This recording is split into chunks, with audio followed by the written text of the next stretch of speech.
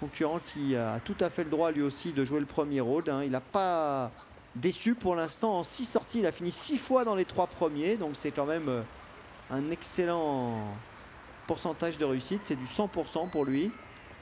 Et Solenzo, donc logiquement, a pas mal de supporters une nouvelle fois cet après-midi.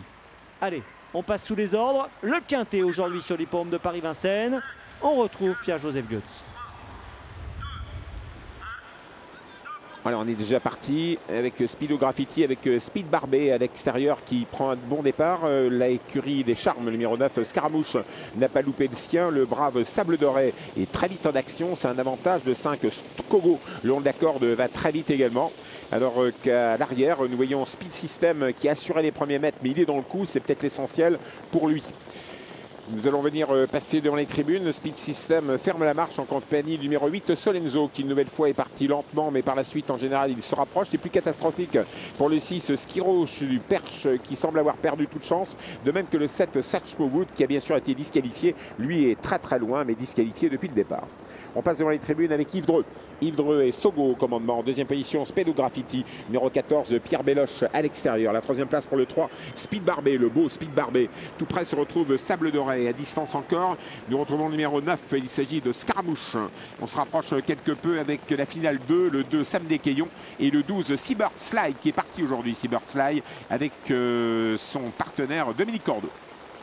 Celui qui est à l'extérieur en bas de descente, c'est Speed System. C'est un cheval compliqué qu'on ne peut pas manier comme l'on veut. Toujours tête et corde. Par contre, un brave cheval qui va tout le temps, c'est le numéro 5, Skogo, qui a pris tête et corde. Dès lors, il va falloir aller le chercher. Numéro 14, Speedo Graffiti est deuxième à l'extérieur. La troisième place pour Speed de Barbé, calé à la corde Sable Doré. Et on progresse toujours avec Speed System à l'extérieur. On reconnaît Franck Leblanc assez attardé avec le 13 Saphir du CB. On voit Jean-Michel Bazir et Saphir de Rocha. Saphir de Rocha, Jean-Michel Bazir qui accélère à l'extérieur désormais. Nous allons vers la ligne d'en face, le juge de paix un peu où ça monte, avec Speedo Graffiti qui commet une faute. Pierre Belloche a un mal fou à le remettre dans ses allures. Le numéro 14, Speedo Graffiti, vient d'être disqualifié.